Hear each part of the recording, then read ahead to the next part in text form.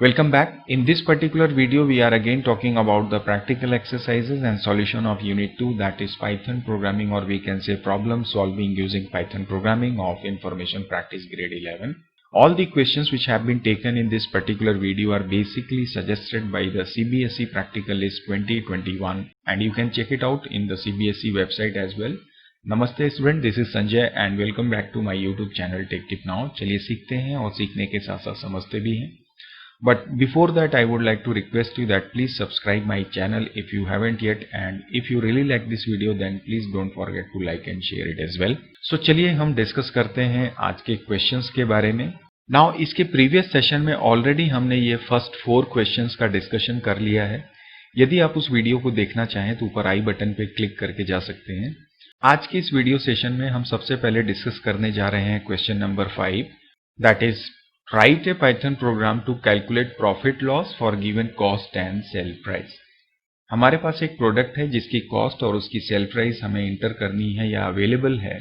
On the basis of that हमें profit loss calculate करना है। Now we all know that किसी भी प्रोडक्ट की प्रॉफिट डिपेंड करती है उसकी सेल प्राइस पे।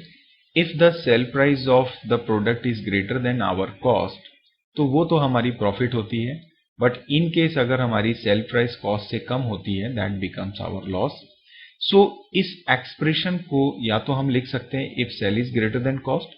दूसरा एक तरीका हमारे पास ये भी हो सकता है कि we can try to subtract sale minus cost, और इसमें जो डिफरेंस आएगा, if it is greater than 0 then again we can say it is our profit, और अगर ये लेस देन 0 हो जाता है इसका मतलब वो हमारा लॉस होगा। इनफैक्ट हम इसको बोलना चाहेंगे ग्रेटर देन इक्वल टू, और यहाँ पे it should be greater than equal to, because अगर 0 हमारी डिफरेंस होगी it means that no profit.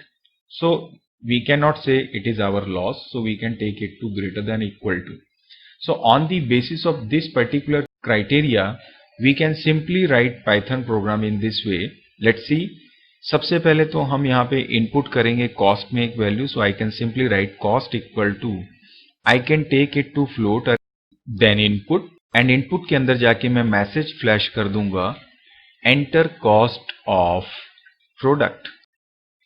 Now after this मैं सेल प्राइस भी एक्सेप्ट करूंगा। इसके लिए मैं एक वेरिएबल यहाँ पे ले लेता हूँ एस प्राइस के नाम से, and I will accept it also as a float value. So मैं यहाँ पे भी इसके लिए स्टेटमेंट लिख देता हूँ फ्लोट इनपुट, और यहाँ पे मैं इसे लिख देता हूँ enter sale price of the product.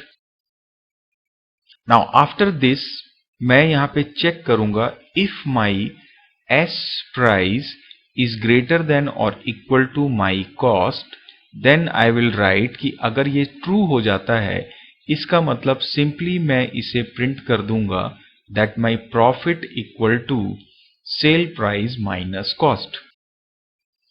And if this condition is not satisfied then I will take this else, and यहां पे जाके मैं लिख दूंगा loss equal to again cost minus sale price. So मैं इसे सिंपली कर देता हूं print, and that's it. So this is how we can write program for this particular question. One more thing, we can write this if like S price minus cost is greater than or equal to 0 as well. तो आप इसे भी ले सकते हैं या आप ऐसा भी एक्सप्रेशन ले सकते हैं, बोथ आर सेम। सो ये जो क्वेश्चन अभी हमने यहाँ पे समझा है, चलिए इसे एक बार पाइथन शेल पे एग्जीक्यूट करते हैं। So now you can see this is my program जो अभी हमने आपके साथ डिस्कस किया हुआ है। अब इसे हम रन करके एक बार देखते हैं। Now it is asking enter purchase cost of the item. So suppose मैंने लिया 3000 rupees, and it is saying that cell price of the item, suppose मैं अगर इसे ले लेता हूँ 2500, सो now you can C it is showing you the loss. So this is how we can write program for this particular question. So let's move to the next question now. Now it is saying that write a program to calculate EMI for amount, period and interest. Now the question is that what is this EMI actually?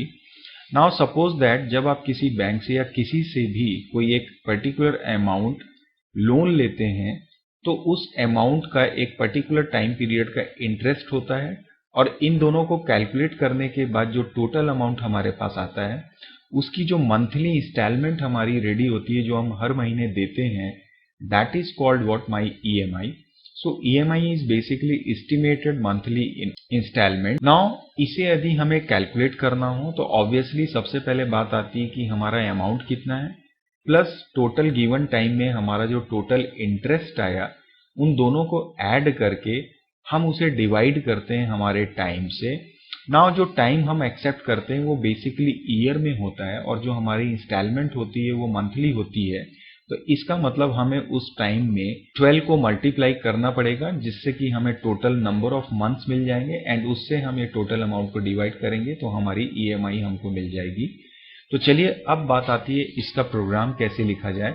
तो मैं सबसे पहले यहाँ पे amount, time और rate of interest को accept करता हूं। उसके लिए मैं यहाँ पे कोड लिखता हूं। मैं सबसे पहले एक वेरिएबल लेता हूं अमाउंट और इसमें मैं इन सभी को फ्लोट टाइप लेके इनपुट कर देता हूं।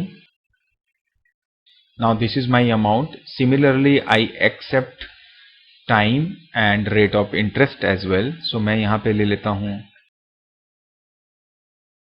And similarly take time. Now we have accepted this amount, rate and time. On the basis of this, I will calculate simple interest. So I can simply take a variable by the name of SI और इस SI में मैं formula apply कर दूंगा amount into rate into time and should be divided by 100. So this is how we will get the simple interest.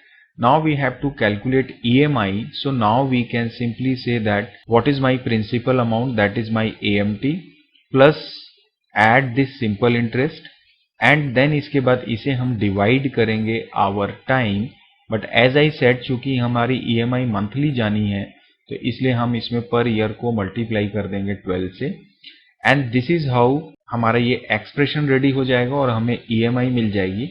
And then finally we can display it like EMI equal to this is my variable. So this is how we can write program for this. So ये जो programme अभी हमने समझा है, चलिए इसे भी हम पाइथन शेल पे चल के एग्जीक्यूट कर लेते हैं। So this is my program for calculating the EMI, जैसा अभी हमने देखा। तो अब हम इसे एग्जीक्यूट करते हैं। Now it is asking for the enter principal amount. So मैं सपोज ले लेता हूँ 3000 rupees. Then it is saying enter rate of interest. So suppose मैंने लिया 10 एंड अगर मैं लेता हूं time period for 3 years and then see it is showing you the net EMI equal to 108.33।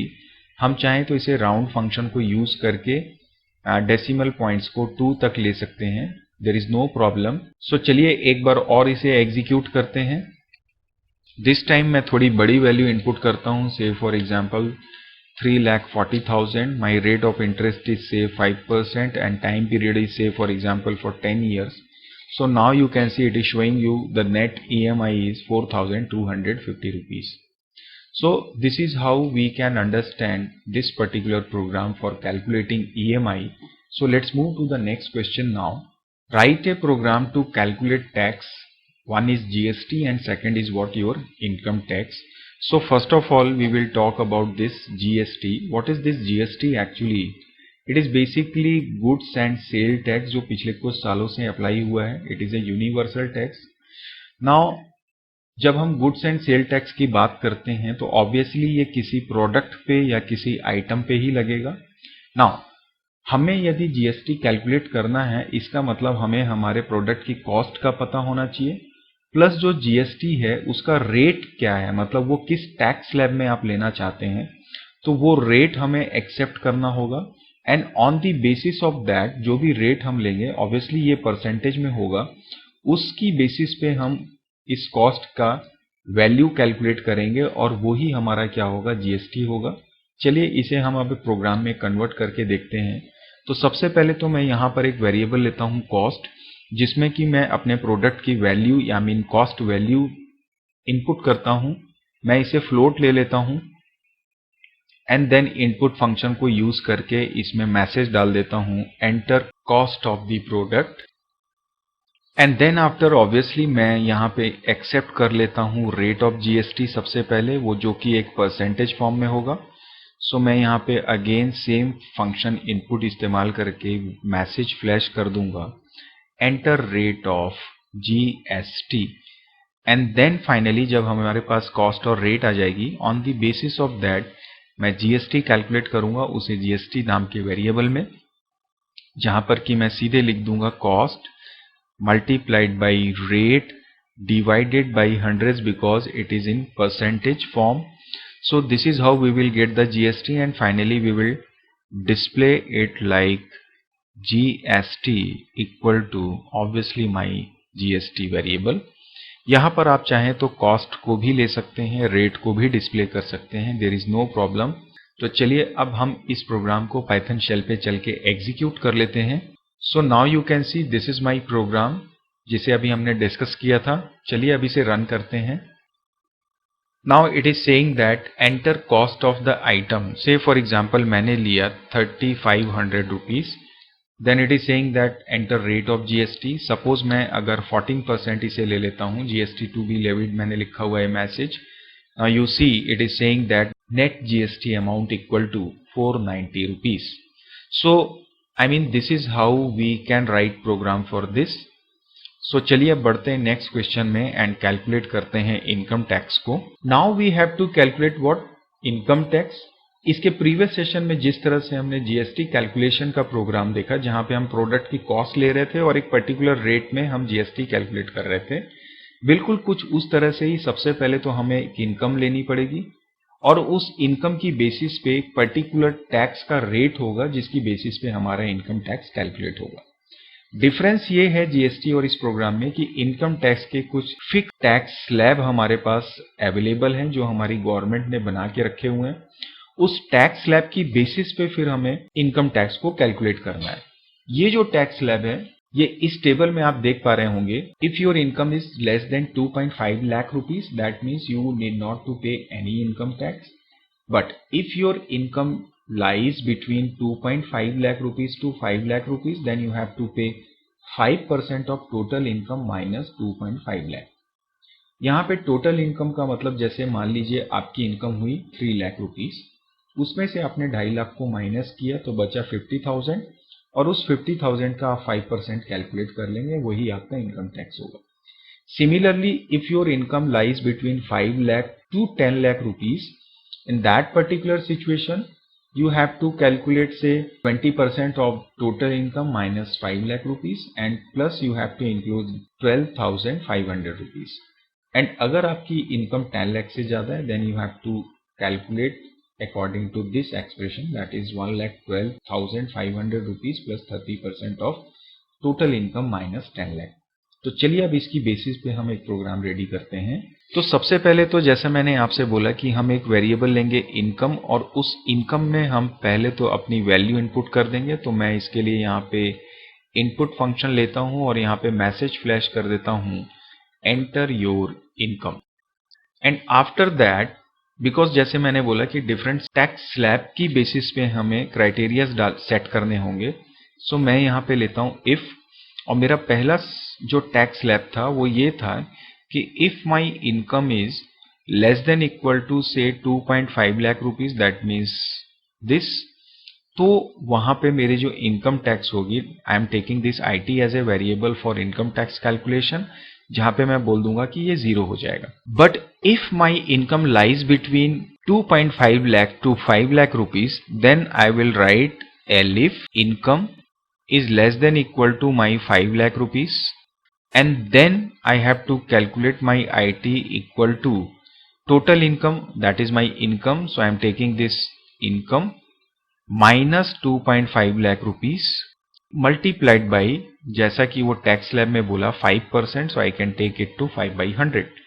Now next slab was कि if my income lies between 5 lakh to 10 lakh rupees, then again मैं यहाँ पे लूंगा elif income is less than equal to 10 lakh rupees।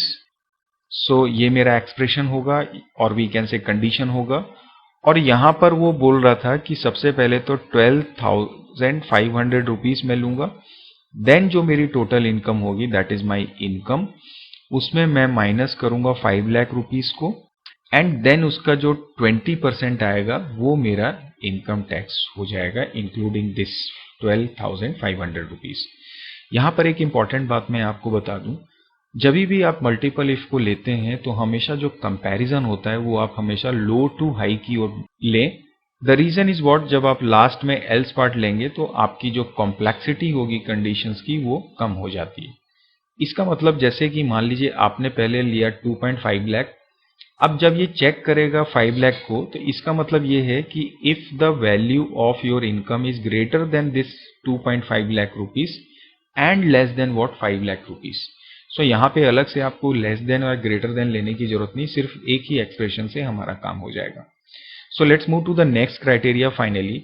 Now इसने बोला कि अगर 10 लाख से ज्यादा होगा that means finally I will take this else part, और यहाँ पे मैं बोलूंगा income tax equal to 1,12,500 rupees जो कि फिक्स अमाउंट होगा, प्लस जो मेरी टोटल इनकम होगी उसमें से मैं 10,000 को माइनस 10 लाख को माइनस करूंगा। This is my value and इसमें मैं कैलकुलेट करूंगा 30% को, एंड देन फाइनली मेरा ये पूरा का पूरा एक्सप्रेशन रेडी हो जाएगा। And on the basis of that जो भी मेरी इनकम टैक्स आएगी उसे मैं फाइनली यहाँ पे प्रिंट लेके डिस्प्ले कर दूंगा like this, income tax equals to my IT। So I hope आपको ये क्वेश्चन का सॉल्यूशन समझ में आ रहा होगा। तो चलिए अब इसे भी हम पाइथन शेल पे चल के एग्जीक्यूट कर लेते हैं एक बार। So this is my program for income tax calculation. चलिए अब इसे हम एग्जीक्यूट करते हैं। So it is saying that enter your income now. So say for example my income is 4 lakh rupees, then it is showing you that income is 4 lakh and you have to pay 7,500 rupees as a tax. Let's suppose अगर मैं दोबारा इसे एक बार run करूं और कोई दूसरी value डाल के देखूं, then see what happens. So this time if I accept say for example 12 lakh rupees, so now you see it is showing you 1,72,500 rupees. So this is how we can calculate what our income tax. Now the next question is write a Python program to print the first n multiple of a given number. Now multiple is like, suppose this is my number 5, so multiple would be like 5, then 10, then 15 and all, right? And the question is saying that suppose you have accepted a number 6 and you have accepted say 4 as n. So it means you have to display first 4 multiples. So it should be like 6, 12, 18 and my 24. For loop को use करेंगे और वो loop चलेगा n times, मतलब जैसे यहाँ पे 4 हमने इनपुट किया तो लूप 4 टाइम चलेगा। तो चलिए इसके लिए प्रोग्राम रेडी करते हैं। तो मैं सबसे पहले एक वेरिएबल लेता हूँ num, जिसमें कि मैं एक वैल्यू इनपुट करता हूँ। यहाँ पे मैं ले रहा हूँ int क्योंकि यहाँ पे फ्लोट का कोई काम नहीं है। सो मैं एक्सेप्ट कर लेता हूँ इसे। Enter a number to get the multiples you can also write, and then the length I am taking as n. So यहाँ पे चूंकि ये n बोला हुआ है, so मैं लेंथ की जगह इसे n कर देता हूँ ताकि आपको कोई confusion ना हो। And then again I can simply write int and I can take this to input and what enter number of multiples, right? And then obviously as I said I'll start a loop for I in, I'm taking this range function and I'll start it from 1 up to my n plus 1, because we all know अगर मैं इसे n ले लूंगा तो if its value is say 4, so ये 3 time चलेगा। So we have to run it fully, so मैं यहाँ पे n plus 1 ले रहा हूँ। Then put this colon and I want to display multiple, so I will be 1, then 2, then 3 and 4. So मैं क्या करूँगा, इसे n के साथ मल्टीप्लाई करके प्रिंट कर दूंगा। So I'll simply write print then num multiplied by I and that's it. तो जब आप इस प्रोग्राम को एग्जीक्यूट करेंगे you will see, अगर आप 6 डालते हैं और 4 डालते हैं n में, you will see this kind of result. तो चलिए इसे भी एक बार एग्जीक्यूट करके देखते हैं। So you can see this is my multiple का प्रोग्राम। अब इसे हम रन करते हैं। Now here it is saying that enter the number to get the multiple, so I am taking it to say 7 and I want to display first 6 multiples, so I can write in this way, and this is how you can get the answers. So I hope आपको ये answer भी समझ में आ रहा होगा। So this is how we can write Python programs for the practical list suggested by your CBSE। तो चलिए आज के वीडियो सेशन को यहीं पे स्टॉप करते हैं। रिमेनिंग क्वेश्चंस का डिस्कशन हम नेक्स्ट वीडियो में करेंगे। Till then, keep practicing, keep learning and take care of yourself, and thank you very much for watching this video.